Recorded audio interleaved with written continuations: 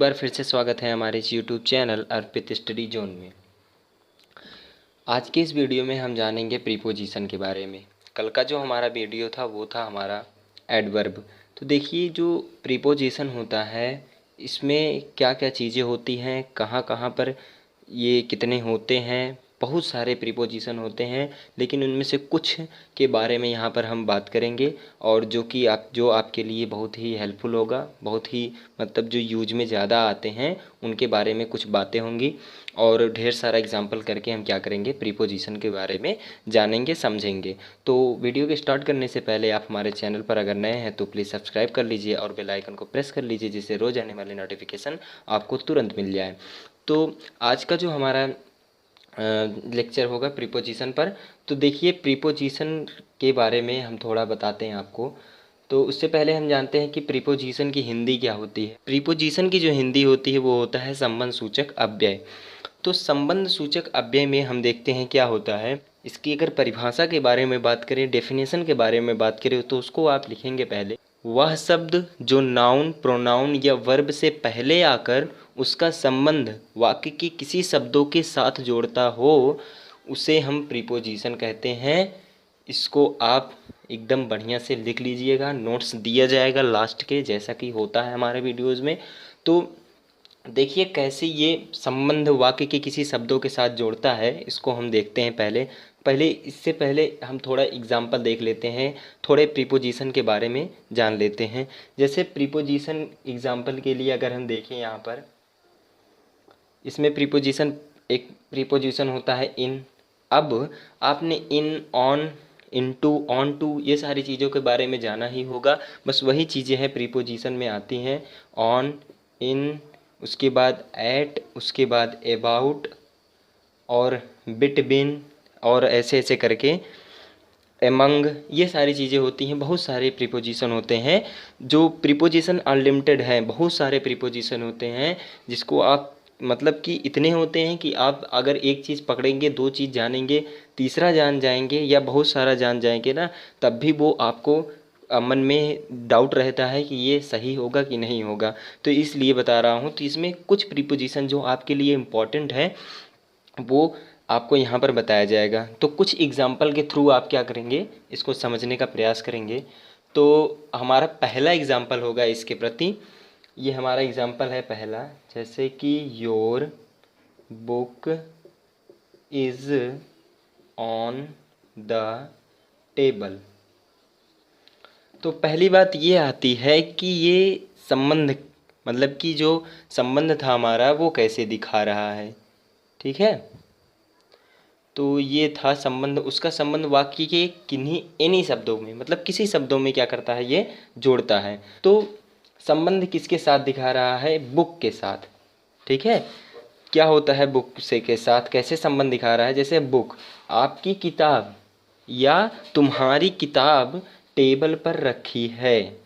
ठीक है, टेबल पर रखी है, तो तुम्हारी किताब अगर टेबल पर रखी है तो टेबल पर रखी है, पर संबंध किसका है, संबंध किसके साथ है, बुक के साथ है। और कहाँ रखी है, टेबल, टेबल पर रखी है। तो ऑन क्या कर रहा है, टेबल, इस टेबल और इस बुक को जोड़ने का प्रयास कर रहा है। ठीक है, उसके बीच संबंध को प्रकट कर रहा है, संबंध को दिखा रहा है कि जो किताब है आपकी वो टेबल पर रखी गई है, उसे हम कहते हैं प्रीपोजिशन। इस जो इस तरह के जब वाक्य बनते हैं तो इसको हम कहते हैं प्रीपोजिशन। ठीक, तो एक बार फिर से हम देखते हैं कि your book is on the table. Book को और टेबल को जो संबंध दिखाया जा रहा है, इन दोनों के बीच में संबंध दिखाने का काम कर रहा है ऑन, क्योंकि जो बुक है वो टेबल पर रखी गई है, और जो ऑन है, पर जो शब्द है, इनको बीच में, इन दोनों के बीच में संबंध को दिखा रहा है कि ये क्या है, एक दूसरे से संबंधित है। जैसे मेरा ये पेन है, ठीक है, पेन है, ये इस बोर्ड पर रखा गया है। ठीक है, मेरा पेन जो है वो क्या किया गया है, इस बोर्ड पर रखा गया है। तो कोई आपसे पूछेगा कि ये जो पेन है कहाँ रखा गया है, तो आप बताएंगे कि तुम्हारा जो पेन है वो कहाँ रखा गया है, बोर्ड पर रखा गया है, या बोर्ड पर रखा गया है। तो अगर बोर्ड पर ये रखा गया है तो ये संबंध बोर्ड के साथ हो गया है। चिपका किसके साथ है? ये चिपका है ना, ऐसे देखो रखा गया तो मतलब इसके साथ संबंधित है। इस तरह से भी ध्यान दे सकते हैं आप कि ये दोनों क्या है, एक दूसरे से संबंधित है, इसलिए ऑन प्रीपोजिशन का प्रयोग हुआ है। ठीक है, इस तरह से भी होता है। ऑन टू हो गया, ऑन हो गया, ओवर हो गया, एबव हो गया, ये सारी चीज़ें जो है होती है इसमें। तो अभी ऑन के लिए इतना ही। अब देखो थोड़ा और एग्जाम्पल देखते हैं जिससे आपको और थोड़ा क्लियर हो जाए। एग्जाम्पल नंबर 2 वो है अकॉर्डिंग टू हिम, मतलब कि उसके अनुसार इट इज़ रॉन्ग, यह गलत है। अब पहले तो आप प्रीपोजिशन जो है उसको आप ढूंढ करके बताइए कैसे ये संबंध बता रहा है। ठीक है, तो संबंध इस तरह से बता रहा है, जैसे यहाँ पर टू जो है वो क्या है, आपका प्रीपोजिशन है। क्यों प्रीपोजिशन है? अकॉर्डिंग टू हिम, मतलब कि जो रॉन्ग है, जो गलत है, उसको बता रहा है कौन? हिम बता रहा है ना। हिम मतलब कि वह जो कह रहा है उसके अनुसार। तो ये उसके अनुसार यह गलत है, यह गलत है। तो अकॉर्डिंग टू हिम, टू जो शब्द है इस रॉन्ग और इस हिम के बीच को संबंध को बता रहा है कि उसके अनुसार यह क्या है, गलत है। इसलिए टू जो है यहाँ पर क्या है, प्रीपोजिशन है। और एक और एग्जाम्पल हम क्या करते हैं इसमें देखते हैं, बहुत सारे एग्जाम्पल करेंगे जिससे आपको सारी चीज़ें एकदम क्लियर हो जाए। इन द रूम, तो इन द रूम कौन है? ही है। रूम, रूम जो है और वह दोनों के बीच में संबंध है, क्योंकि जो वह है वह रूम में क्या कर रहा है, दोनों को आपस में क्या कर रहा है, जोड़ रहा है, संबंध को बता रहा है कि जो वह है। जैसे मान लो तुम्हारा नाम हो गया, यहाँ पर कोई भी तुम्हारा नाम हो गया, जैसे राम हो गया, श्याम हो गया, Shyam is in the room. तो श्याम क्या है, जैसे यहाँ पर मैं राम को लिख देता हूँ, ठीक है, राम को ही लिख देता हूँ। Ram is in the room, Ram क्या है, कमरे में है। तो राम कमरे में है अगर, तो रूम और राम के बीच में संबंध है कि राम जो है कमरे कमरे में है। तो ये संबंध को बताता है ही। इन क्या कर रहा है, इन दोनों के मध्य संबंध को प्रकट कर रहा है, इसलिए हम कहेंगे कि ये क्या हमारा प्रीपोजिशन है। सिंपल सा फंडा था, Ram is in the room. अगर ये जो राम है ये क्या कहाँ पर है, रूम में है, तो संबंध क्या हो रहा है, राम रूम में है, तो में जो है आपका क्या हो गया, प्रीपोजिशन हो गया। एक और एग्जाम्पल हम देखते हैं, सी वॉज बिहाइंड यू, वह तुम्हारे पीछे थी। तो वह तुम्हारे पीछे थी, तो यहाँ पर जो बिहाइंड शब्द है ये आपका प्रीपोजिशन है। पहले तो ये बताओ कि प्रीपोजिशन ये कैसे है। तो सी, वह तुम्हारे, तुम्हारे तुम्हारे हो गया, पीछे थी, वह तुम्हारे पीछे थी। तो जो तुम्हारे पीछे थी वो और ये दोनों के बीच में संबंध है ना, तो वो संबंध को दिखा रहा है कौन, बिहाइंड। इसलिए बिहाइंड क्या हुआ, हमारा प्रीपोजिशन हो गया।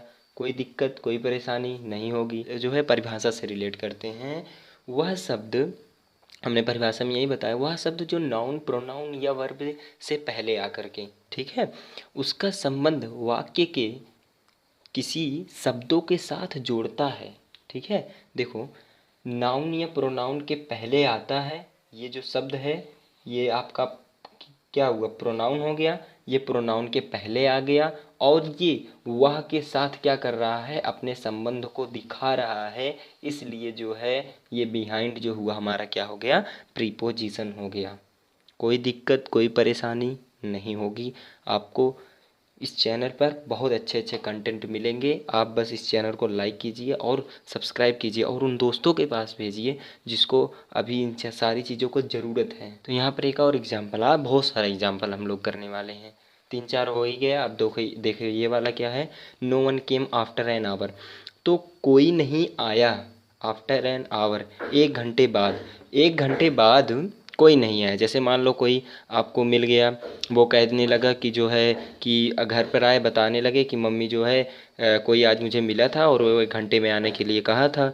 तो मान लो मम्मी ने कहा कहा कि जो है बेटा जो है 1 घंटे हो गए। उसके बाद जो है आप कहने लगे जो है कि मम्मी से पूछने लगे कि जो है मम्मी कोई आया था, तो उन्होंने कहा कि घंटे के बाद भी कोई नहीं आया।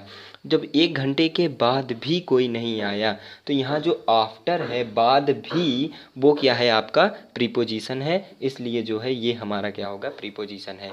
सिंपल सा फंडा था, कोई दिक्कत नहीं। आफ्टर हो गया आपका प्रीपोजिशन। आगे देखते हैं।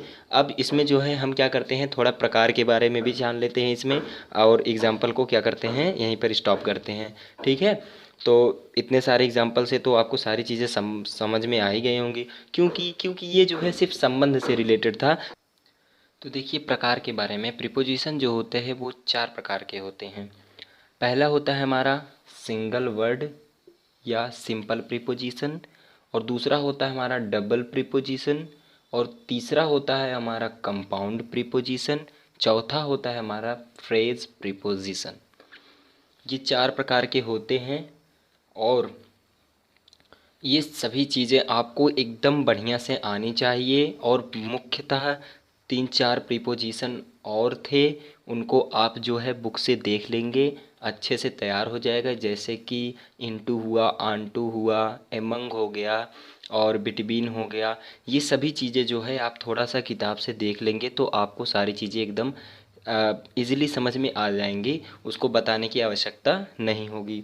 तो जैसे हो गया बिटवीन, दो दो नाउन या प्रोनाउन के मध्य लगता है।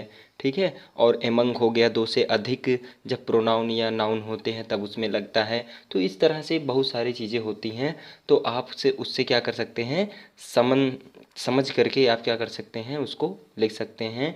तो आज का ये हमारा जो टॉपिक है प्रीपोजिशन, यहीं पर समाप्त होता है। तो दोस्तों, कैसा लगा ये हमारा वीडियो? अगर ये वीडियो आपको पसंद आया हो तो प्लीज़ आप इसको लाइक कीजिएगा, शेयर कीजिएगा, और सब्सक्राइब करके रखिएगा चैनल को, और बेल आइकन को प्रेस कर दीजिएगा, जिससे रोज आने वाले नोटिफिकेशन आपको तुरंत मिल जाए। ये रहा आज का नोट्स प्रीपोजिशन का।